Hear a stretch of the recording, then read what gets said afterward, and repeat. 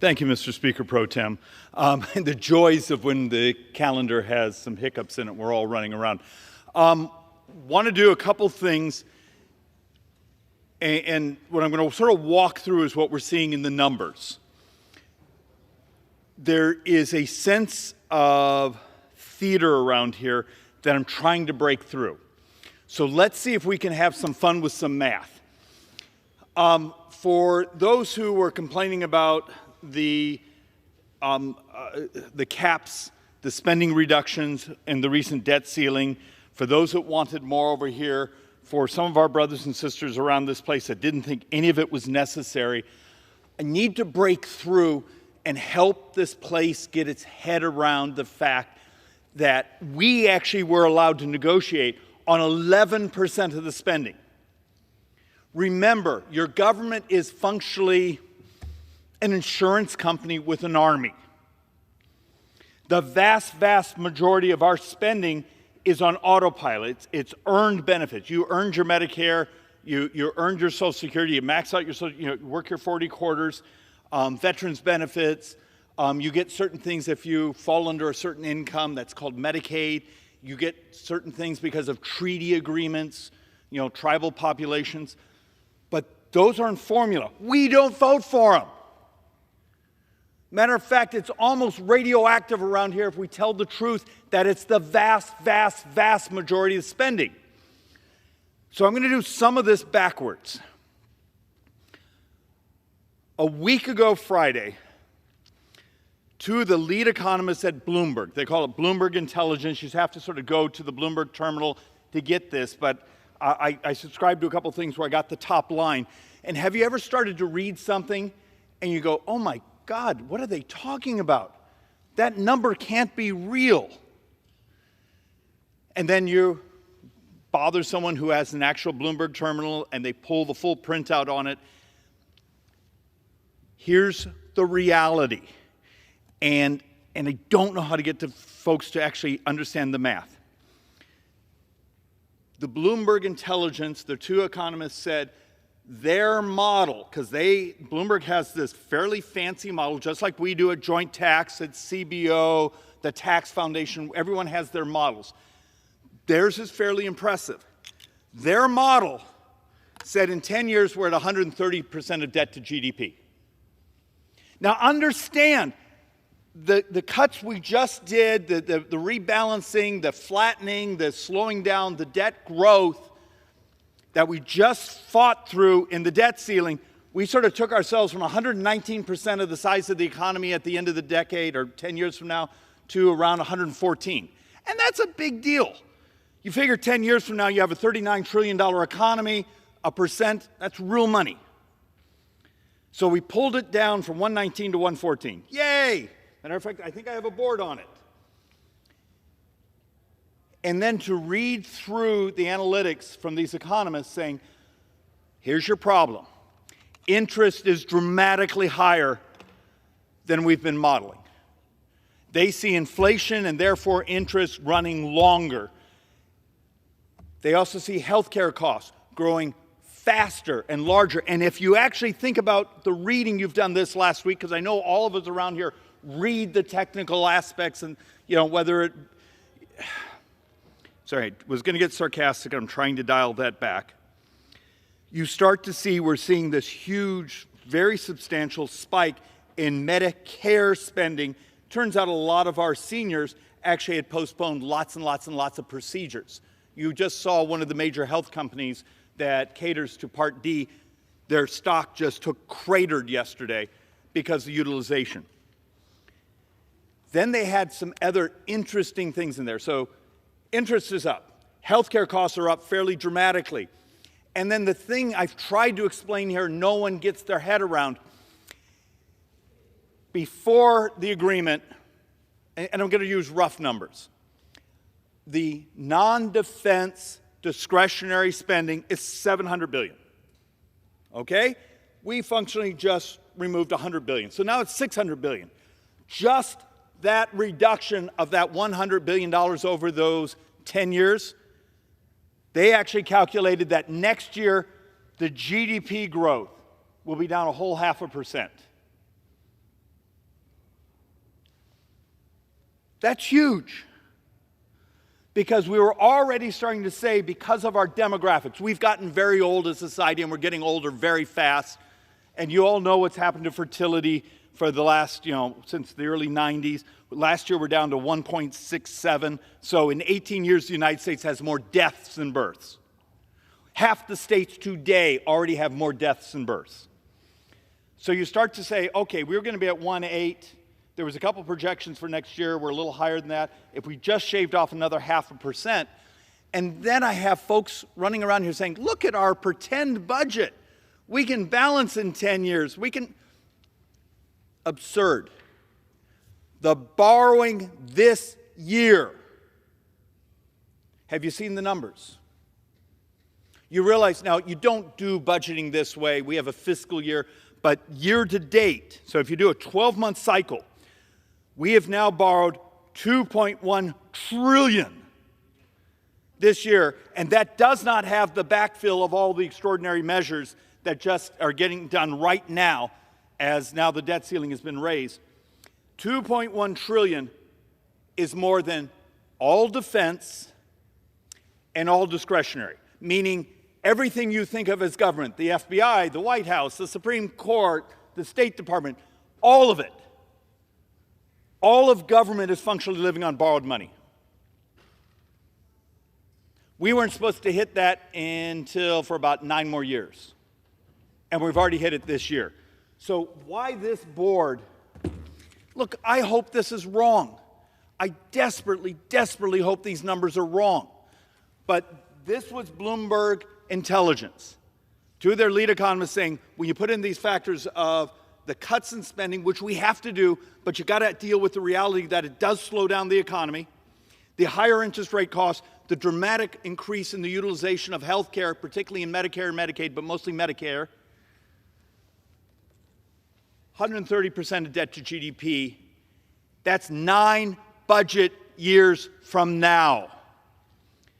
I beg of someone, pull out your calculator, put some batteries in it, and do a little math experiment for me. If you had 130% of debt to GDP, if today publicly held debt is, let's call it 25, 26 trillion, that's publicly held. That's where you haven't been borrowing from the trust funds, publicly held. You had to go to markets. That's doubling publicly held debt. So let's say it's 51 trillion. You can almost do that math in your head if you said you had a 5% strike rate, which is high. That's well over $2 trillion a year. $2 trillion a year just in financing costs. 9 years from now, the interest cost is functionally equal to every dime you and I think of as government. We were not supposed to hit that for like 15, 18 years.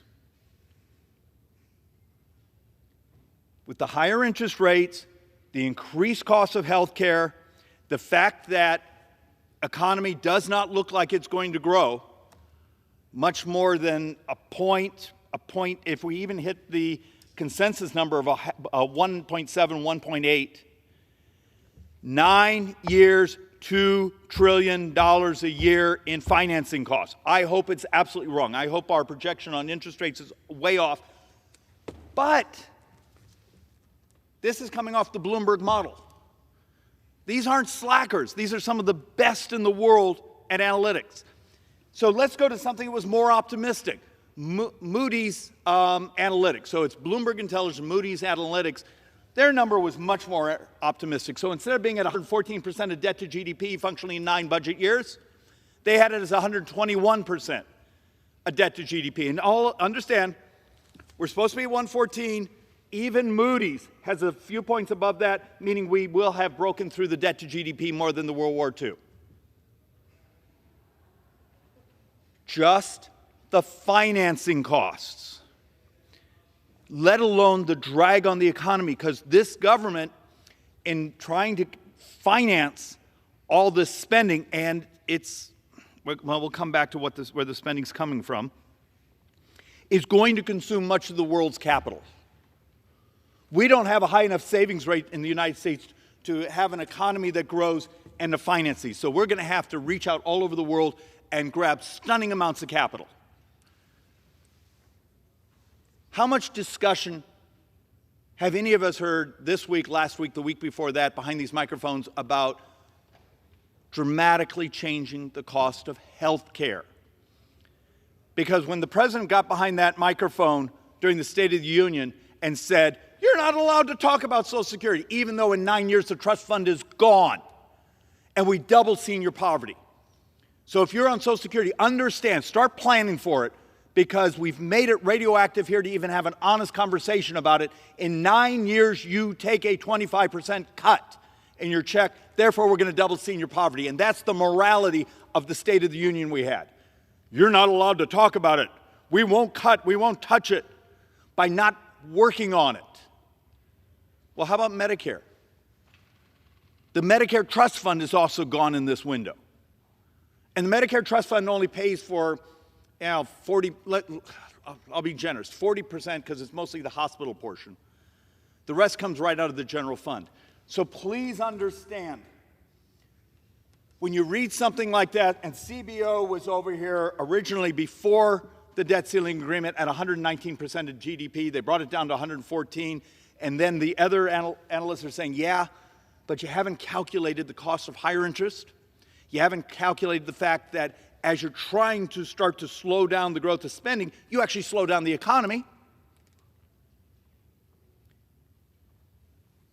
And the healthcare costs are going off the charts. But we're terrified to get behind these microphones and tell the public the truth. So one more time, an oldie but a goodie, and I will make a new slide one of these days. People don't get their head around the vast majority. Don't look at the 1965 date. This is 2022. 71% of all spending in 2022 was just Medicare, Social Security, what we call entitlements. They're earned benefits.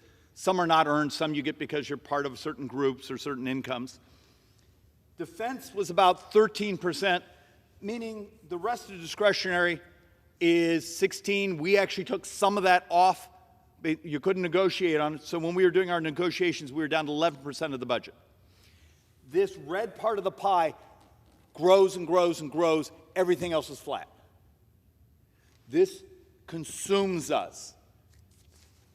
And yet we've made it politically dangerous to talk about it.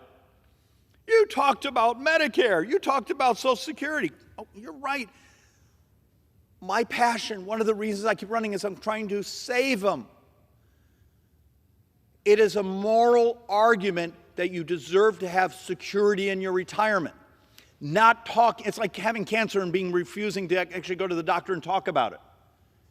This is a malignancy and it's growing dramatically faster.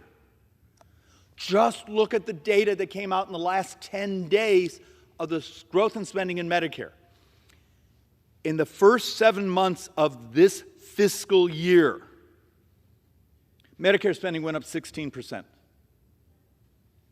Now, a lot of that's healthcare inflation. A lot of that was seniors who had postponed medical services during COVID. But 16% in the first 7 months. The frustration around here. And so here's part of the punchline.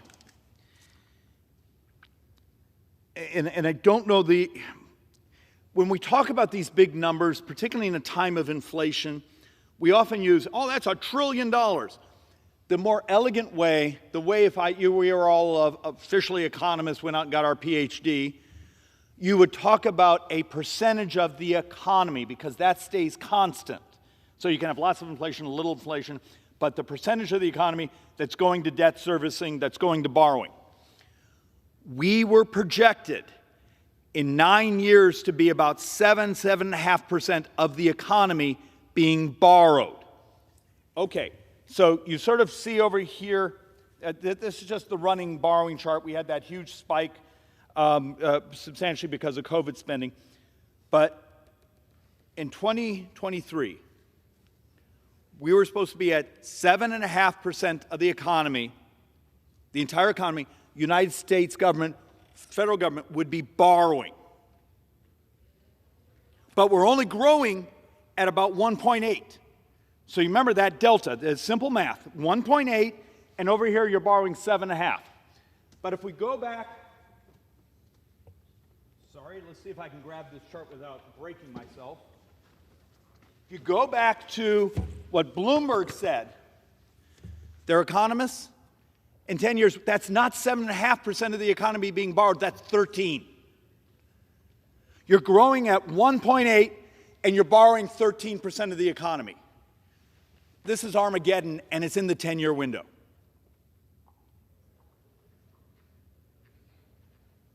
And the clown show around here is either terrified to talk about it or we're going to make up numbers.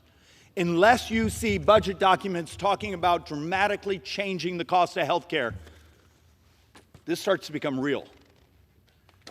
And all of a sudden, running 7.5% of the economy in borrowing will look good. Because if we get up near 13% in a 10-year window, you think we're going to have money for defense? You think you're going to have money for education? You think you're going to have money for research? Where are you going to have any cash at all? You're going to be struggling for every dime you have to keep the retirement security benefits. It's math. It's demographics. What is the primary driver of U.S. debt? Demographics. We got old. Today, for every dollar we spend on young people, we spend $5 on seniors. In the 70s, for every $5 we spent on young people, we spent $1 on seniors. It flipped because those young people were the baby boomers, and they've moved through the python, and now they're here. And we still have about, 6 more years of baby boomers moving into retirement? So what's the number? Like 10,300 Americans turn 65 every day. So many of us, we weren't giddy, but we were pleased we had started to make, and understand, the debt ceiling deal is actually the largest cut in U.S. history. You wouldn't hear that from the propagandists who are trying to raise money from scaring the crap out of you, but it is. So we went from 119% of GDP down to 113. Think of that. If that's our new base, 113, 114. Our math in our office was 114. And I'm not even sure. This is Center for Responsible Budget. They had us down to 113. But our math in our office is, okay, we picked up about 4 points of GDP in reduction in spending. And just the higher interest rates consume maybe 2-3 times that savings. So let's sort of walk through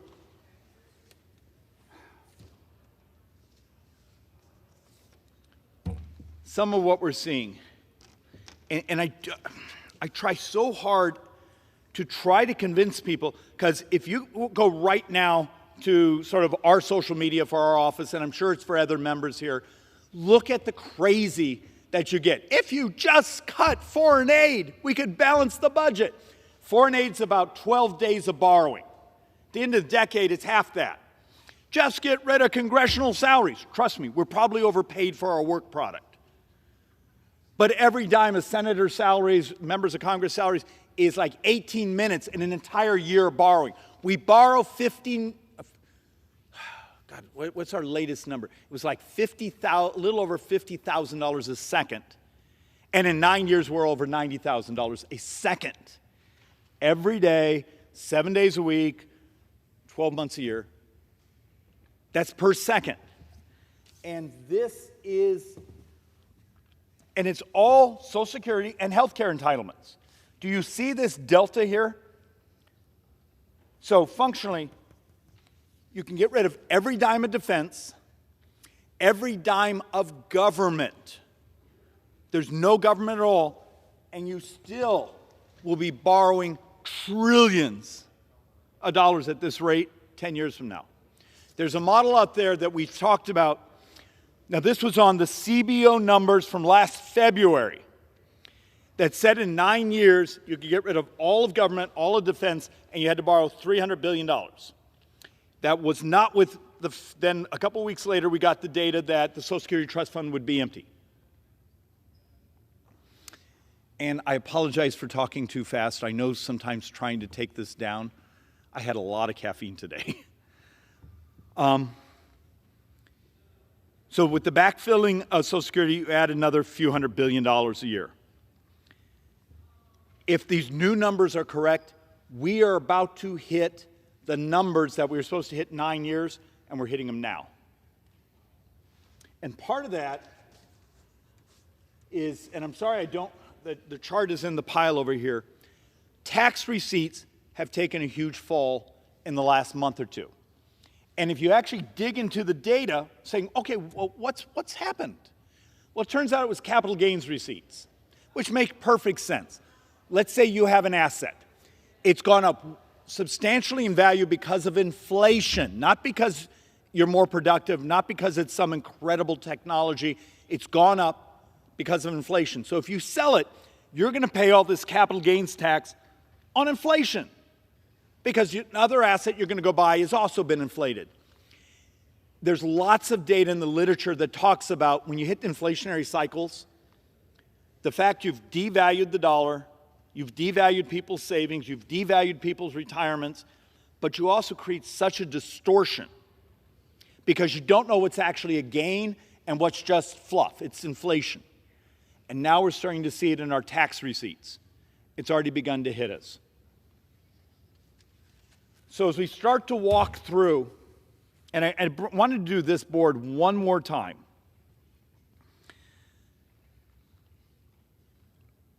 The number of times you hear, particularly our colleagues on the left, talk about, well, you need to just get rid of this debt ceiling. It's not right to have these stressors. It made people nervous. That's part of the point.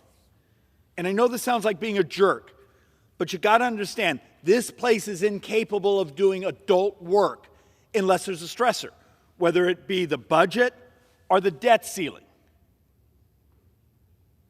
So I come here and ramble behind here. I bring my charts. I bring my calculator.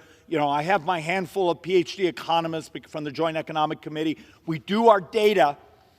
You preach it to your brothers and sisters, both on the right and the left, and they just stare at you. It's not till you have a moment, something like the debt ceiling, where everyone on financial television has their hair on fire, even though it's mostly theater, because we have plenty of cash flow to cover the interest on our bonds. And it requires those inflections. But when we hit debt ceiling, when the Democrats controlled this place, they required more spending. Remember, the 2019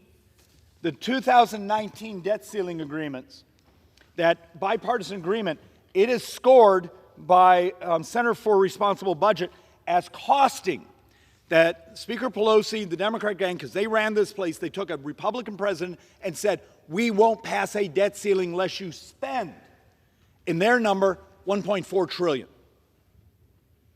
How many of you heard anyone talk about the fact that just a couple of years ago, the left demanded more spending? By 1.4 plus trillion, more spending for them to vote out the debt ceiling. And then there's rage from my brothers and sisters on the left that we asked to flatten the spending growth. That's how duplicitous the media is here. And when you talk about numbers and they have lots of zeros, I think people immediately tune out and go hit their Netflix account. But here's the history. When the Democrats have been in charge, we hit debt ceilings, it's more spending. When the Republicans have been here, at least we've gotten some inflection of some fiscal sanity. And once again, I've used this chart every month for probably 3 years now, because I'm trying to get it to sink in. 100% of the next 30 years of borrowing, 100% of the next 30 years of borrowing, interest, Medicare, and if we choose to backfill Social Security. Everything else is flat. The new number on this chart, we had calculated to be about $128 trillion. With the new numbers coming in on inflation and therefore interest costs, we think we may be a few trillion short. Understand what that means. If I tell you right now, hey, 30 years from now, the United States government, when you add in its cost of Medicare and the financing, the backfilling of Social Security and its financing, we've borrowed $130 trillion.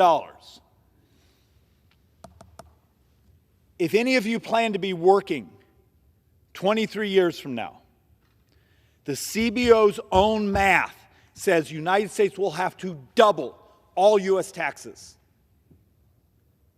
Double all U.S. taxes just to maintain the baseline services. That's nothing new. That's baseline services. This is the reality. And then you have the irony. We haven't had time to put together all the boards because it turns out it's a lot more than I thought. The incredible duplicity where our brothers and sisters on the left attack us. You're trying to cut things. Okay? So Inflation Reduction Act, which is just an Orwellian title. Goldman Sachs says the actual spending of the grants, handouts, tax specialties for their favorite companies equals $1.2 trillion. We haven't done, what's the financing cost? Remember, that's all borrowed money. So you hand out borrowed money to these favorite companies. This is the Democrat bill, not a single Republican voted for it. What's the financing cost of $1.2 trillion over forever? Because we won't have a demographics balance for what, 30, 40 years before you can actually start to pay down this debt. That's the math. CHIPS Act, here's $50, $60 billion. You got to go to the White House to get a grant, but you got to be nice to Democrats in the White House to get your grant. The number of soft nationalization that the Democrats passed. Now, understand, Goldman Sachs said this would be $1.2 trillion of spending in their Inflation Reduction Act. CBO came back about 3 weeks ago and doubled their estimate. Because remember, when they were voting on this, they told the American people it'll only be $2.8 trillion. Excuse me, 280 billion. Sorry, got to get my math right. $280 billion over the 10 years. CBO just came back and said it's 500 plus. And that's partially with the assumption is you can't get all the credits because you can't get all these components made in the United States. But if you could, yeah, it's 1.2. I know people glaze over when I use math like that. Where I'm simply going with this is the left has spent a stunning amount of money in the last couple of years when they controlled this place. And then they attack us for trying to slow down the spending. And our big is, hey, we want some caps. We want to cut discretionary spending. That 11% of the budget we were allowed to work on, that $700 billion, we're going to roll it down $100 billion over the 10 years. And we're heretics for wanting to slow this down. At the same time, interest and Medicare, healthcare costs explode. So what's the solution? Seriously, what's the solution around here? We can't, you mathematically you can't cut unless you're willing to wipe out government to get us anywhere close to balance. We're now heading towards the death spiral of interest. The argument we make is if the predominant driver, actually it's almost all of the driver of spending is healthcare, we got to come up with a way to revolutionize the cost of healthcare. When was the last time you saw members, both Democrat and Republicans, get behind this microphone and willing to have a discussion about obesity? When did you see us get behind this microphone and talk about the stunning growth of diabetes in America? Diabetes, it's type 2. Diabetes is 33% of all healthcare spending. 31% of Medicare. Maybe the discussion of our brothers and sisters are dying in this country, there's something horribly wrong, but we're not supposed to talk about it. Though these are the same people that 30 years ago made the moral argument that stopping people from smoking was good for society and good for those individuals, but today we're not allowed to talk about the fact that we functionally have about 3.5 million prime-age males missing from the labor force.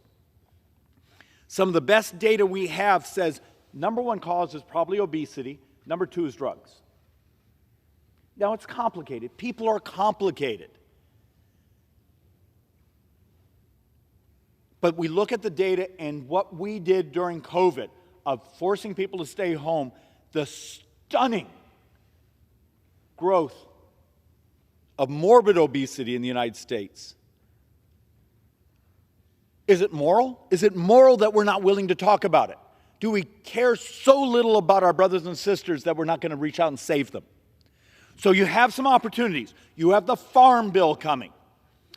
Are we willing to think like revolutionaries, both on what we grow and what we do for nutrition support? Is it moral to hand someone an EBT card, which is the replacement of food stamps? It's the new, better, faster, whatever way, and say, you can use that EBT card to go buy onion rings. Okay, look, I'm someone, I believe you should be allowed to eat anything you want, smoke your cigarettes, but you should also carry your own cost, not pawn it off on the rest of society. If you're willing to cover your own costs, have a party. If the rest of us have to pay for it, because right now it's borrowed money, I have an 11-month-old at home we're adopting. That little boy, when he is functionally 23 years old, his taxes have to be double. Is that moral? Make the moral decision today. Change the Farm Bill. And I know it's politically hard. I know it's a balancing act. But Democrats have to care about people too. At least I hope they do. The second thing I would do is there's now over-the-skin blood glucose monitors. We're told that there's actually now, and forgive me if I won't say the company. One company now already has it in the watch. There's another one that actually has something that would actually calculate your calorie intake. We're told a couple generations from now, even the Apple Watch will have blood glucose in it. If we could stabilize pre-diabetic populations in the United States, it's one of the most dramatic things you could do to stabilize debt.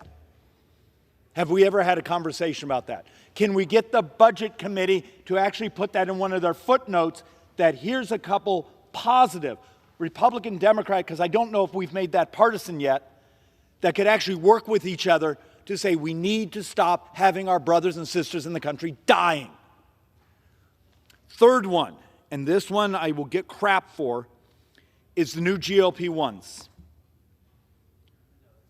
The data is remarkable on how effective they are as appetite suppressants. Do you take, and we're doing the math right now, and it's going to take us another month because it turns out the math is hard if you're going to do it like adults. If you took your populations of Medicare, Medicaid, Indian Health Services, VA, these are government paid for populations, took those who were morbidly obese and said, we actually love and care about you. We're going to give you access to these because we want you to live. We want you to be able to participate in society. And here's one of the punchlines. On Monday, we had maybe the nation's leader in healthcare statistics do a little forum down the hall. His data says, remember, this is the guy with 70 million U.S. health records, and it's used for mining and used for setting up drug trials, but he is sort of the demigod of data. He said there are functionally 4,000 human diseases.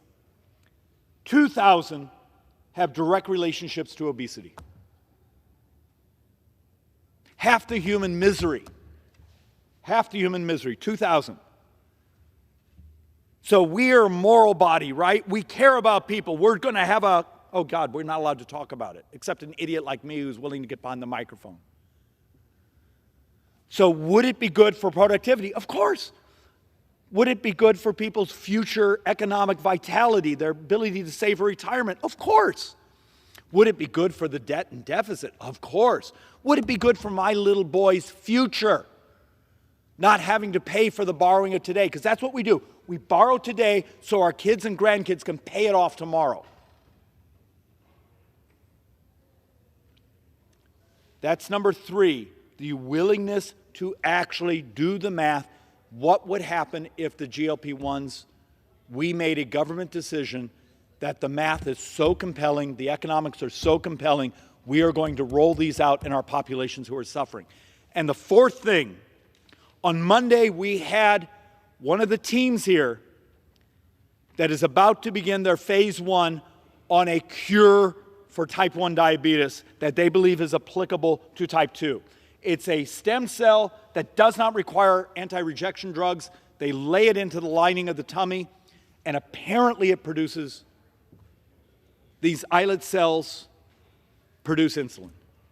At the end of the decade, we may have an actual cure. So the math is like this.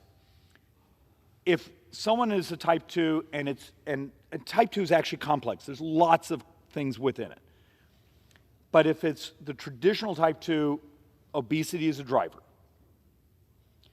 And that weight gets back down, about 70% of Americans, their bodies will start to produce insulin again. 30%, the damage is done. For that 30%, at the end of the decade, there looks like there's hope. These are 4 just simple moral steps that are great economics. So we're going to come here and complain about the debt and deficit, but at least I'm standing here and giving you one idea that actually can pass this body. Unlike some of the fake budgets that the left and even some of my friends, we will roll out here that will just be pretty words, no math. And we'll say, you see, I can get you there if we just pretend that we're going to grow at this rate and get rid of all of government. I will argue, and I have the math to prove it, that the path of taking on diabetes and its primary causes is the most elegant, most moral, and something it can pass and get a presidential signature. If someone else has a better idea that equals trillions and trillions and trillions and trillions of dollars of savings in the 10 years, please send it to me. I'm happy to steal brilliant ideas. But Mr. Speaker, how do we get our brothers and sisters who are all smart? Some are more smart than others, but our brothers and sisters at work here, whether it be staff, whether it be elected members, to understand sounding like it's the 1990s policy-wise isn't going to save us. And the numbers are crashing dramatically faster than any of us even expected a few months ago. There's a path, there is hope. But the hope only exists if we actually start dealing with the realities of a path that's actually doable. And with that, Mr. Speaker, I yield back.